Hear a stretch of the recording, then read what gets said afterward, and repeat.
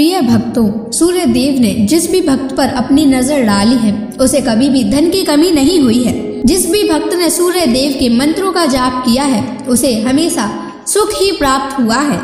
इसलिए प्यारे भक्तों, आज हम आपके लिए सूर्य देव का एक ऐसा अद्भुत और चमत्कारी मंत्र लेकर आए हैं जिसका जाप नियमित 108 बार करने से आपका जीवन सुखों से भर जाएगा और आपके जीवन में कभी भी धन की कमी नहीं आएगी। आपके जीवन से हर प्रकार की बाधा हमेशा के लिए समाप्त हो जाएगी और धन की बरकत हमेशा बनी रहेगी। नौकरी और प्रमोशन में सफलता मिलेगी। घर में सुख शांति और समृद्धि का वास होने लगेगा। इसलिए प्यारे भक्तों, यह मंत्र बहुत ही चमत्कारी मंत्र है, इसलिए इसका नियमित 108 बार जाप करें और सच्ची श्रद्धा के साथ करें। ऐसा करने से आपको सूर्य महाराज की असीम कृपा प्राप्त होगी और आपकी हर मनोकामना पूरी होगी। इसलिए प्यारे भक्तों, इसे अधूरा छोड़ने की गलती बिल्कुल भी ना करें। सूर्य देव का आशीर्वाद प्राप्त करने के लिए इस वीडियो को लाइक और चैनल को सब्सक्राइब जरूर कर दें और कमेंट बॉक्स में जय सूर्य देव अवश्य लिख दीजिए। तो चलिए भक्तों, मंत्र का जाप करना प्रारंभ करते हैं। ओम हम ह्रीं ह्रौं सः सूर्याय नमः। ओम हम ह्रीं ह्रौं सः सूर्याय नमः। ओम हम ह्रीं ह्रौं सः सूर्याय नमः। ओम हम ह्रीं ह्रौं सः सूर्याय नमः। ओम हम ह्रीं ह्रौं सः सूर्याय नमः। ओम हम ह्रीं ह्रौं सः सूर्याय नमः। ओम हम ह्रीं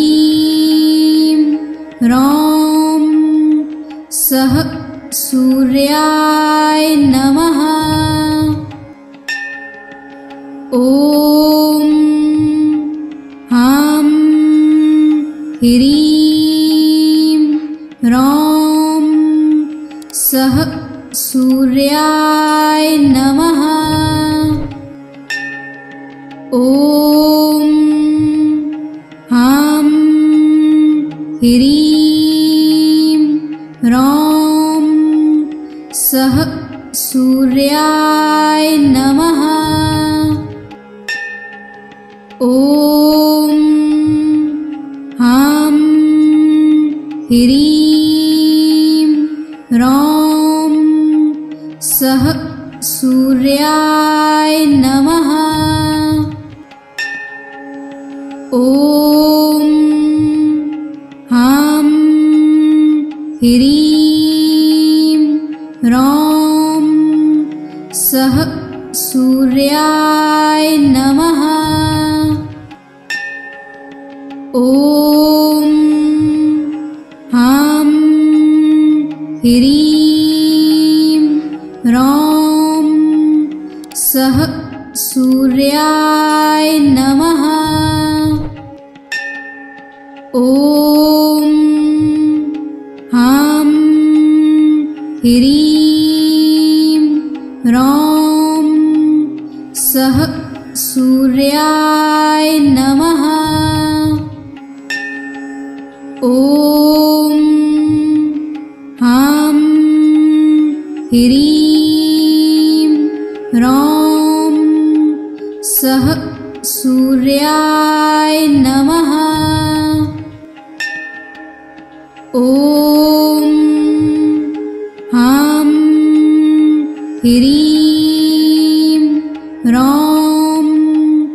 सः सूर्याय नमः। ॐ ह्रां ह्रीं ह्रौं सः सूर्याय नमः। ॐ ह्रां ह्रीं ह्रौं सः सूर्याय नमः। ॐ ह्रां ह्रीं ह्रौं सः सूर्याय नमः। ॐ ह्रां ह्रीं ह्रौं सः सूर्याय नमः। ॐ ह्रां ह्रीं ह्रौं सः सूर्याय नमः। ॐ ह्रां ह्रीं ह्रौं सः सूर्याय नमः। ॐ ह्रां ह्रीं ह्रौं सः सूर्याय नमः। ॐ ह्रां ह्रीं ह्रौं सः सूर्याय नमः। ॐ ह्रां ह्रीं ह्रौं सः सूर्याय नमः। ॐ ह्रां ह्रीं ह्रौं सः सूर्याय नमः।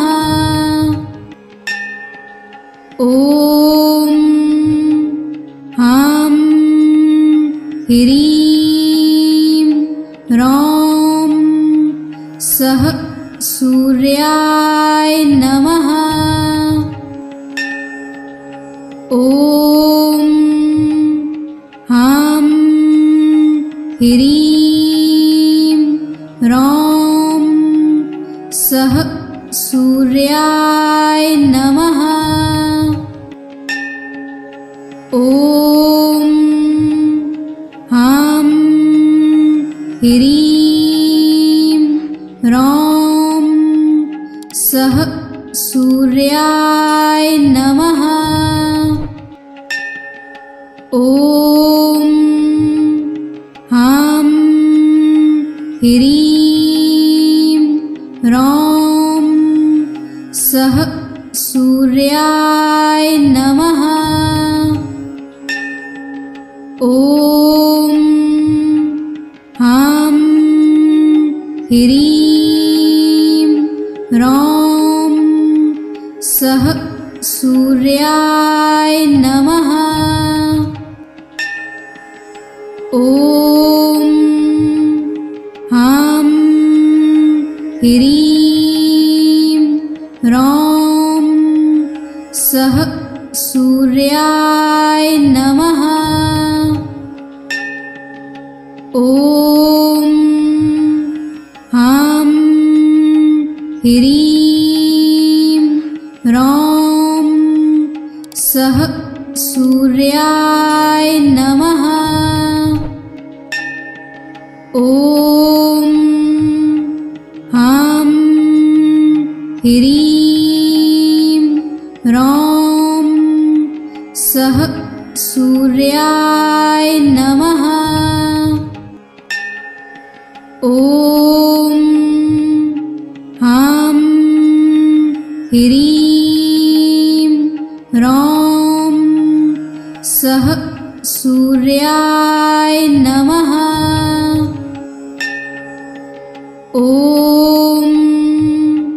हां ह्रीं ह्रौं सः सूर्याय नमः। ॐ हां ह्रीं ह्रौं सः सूर्याय नमः। ॐ हां ह्रीं ह्रौं सः सूर्याय नमः। ॐ हां ह्रीं ह्रौं सः सूर्याय नमः। ॐ हां ह्रीं ह्रौं सः सूर्याय नमः। ॐ हां ह्रीं ह्रौं सः सूर्याय नमः। ॐ हां ह्रीं ह्रौं सः सूर्याय नमः।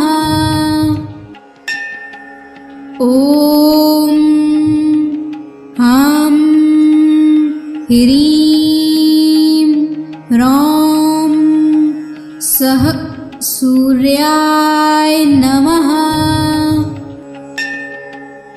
ॐ हां ह्रीं ह्रौं सः सूर्याय नमः। ॐ हां ह्रीं ह्रौं सः सूर्याय नमः। ॐ हां ह्रीं ह्रौं सः सूर्याय नमः। ॐ हां ह्रीं ह्रौं सः सूर्याय नमः। ॐ हां ह्रीं ह्रौं सः सूर्याय नमः। ॐ हां ह्रीं ह्रौं सः सूर्याय नमः। ॐ हां ह्रीं ह्रौं सः सूर्याय नमः।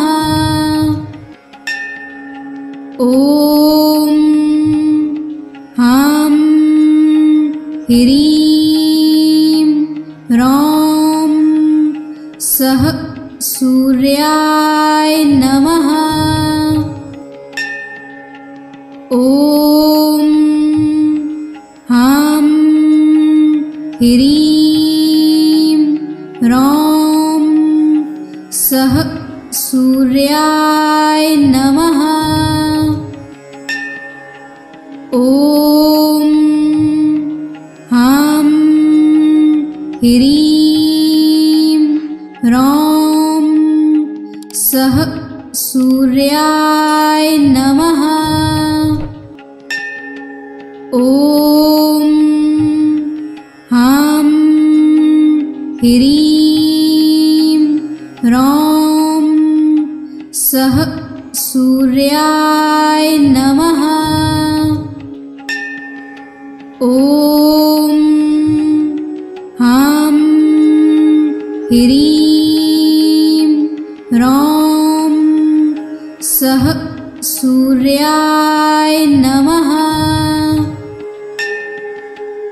ॐ ह्रां ह्रीं ह्रौं सः सूर्याय नमः। ॐ ह्रां ह्रीं ह्रौं सः सूर्याय नमः। ॐ ह्रां ह्रीं ह्रौं सः सूर्याय नमः।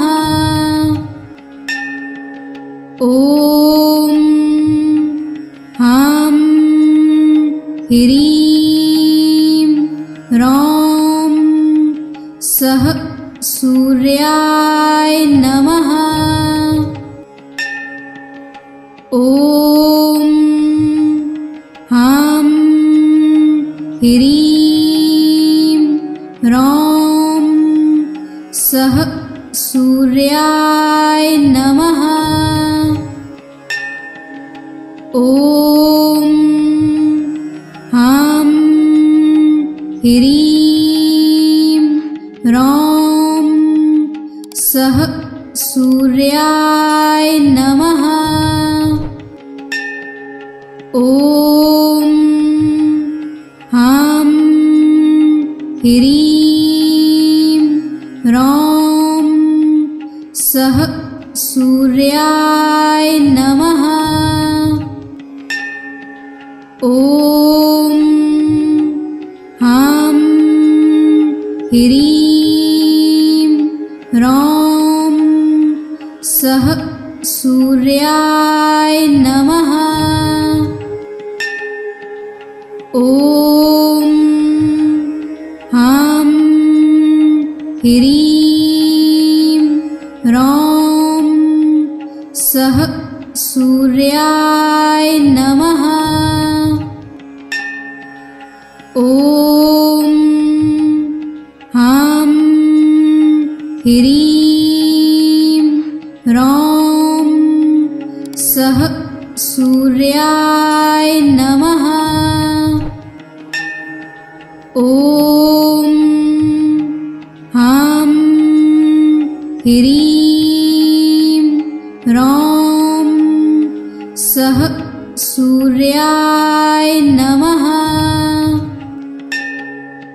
ॐ ह्रां ह्रीं ह्रौं सः सूर्याय नमः। ॐ ह्रां ह्रीं ह्रौं सः सूर्याय नमः। ॐ ह्रां ह्रीं ह्रौं सः सूर्याय नमः। ॐ ह्रां ह्रीं ह्रौं सः सूर्याय नमः। ॐ ह्रां ह्रीं ह्रौं सः सूर्याय नमः। ॐ ह्रां ह्रीं ह्रौं सः सूर्याय नमः। ॐ ह्रां ह्रीं ह्रौं सः सूर्याय नमः।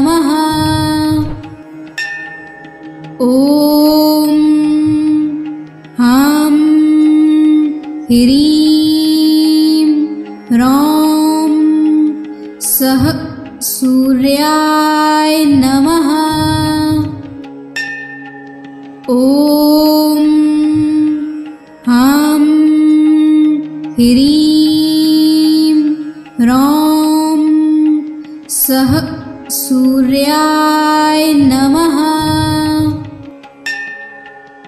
ॐ हं ह्रीं ह्रौं सः सूर्याय नमः।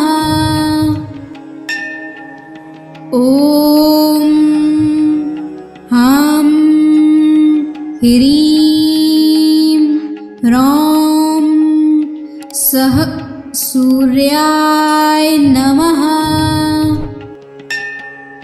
ॐ हं ह्रीं ह्रौं सः सूर्याय नमः। ॐ हं ह्रीं ह्रौं सः सूर्याय नमः। ॐ हं ह्रीं ह्रौं सः सूर्याय नमः। ॐ हं ह्रीं ह्रौं सः सूर्याय नमः। ॐ हं ह्रीं ह्रौं सः सूर्याय नमः। ॐ हं ह्रीं ह्रौं सः सूर्याय नमः। ॐ हं ह्रीं ह्रौं सः सूर्याय नमः। ॐ हं ह्रीं ह्रौं सः सूर्याय नमः। ॐ हं ह्रीं ह्रौं सः सूर्याय नमः। ॐ हं ह्रीं ह्रौं सः सूर्याय नमः। ॐ हं ह्रीं ह्रौं सः सूर्याय नमः। ॐ हं ह्रीं ह्रौं सः सूर्याय नमः। ॐ हं ह्रीं ह्रौं सः सूर्याय नमः। ॐ हं ह्रीं ह्रौं सः सूर्याय नमः। ॐ हं ह्रीं ह्रौं सः सूर्याय नमः। ॐ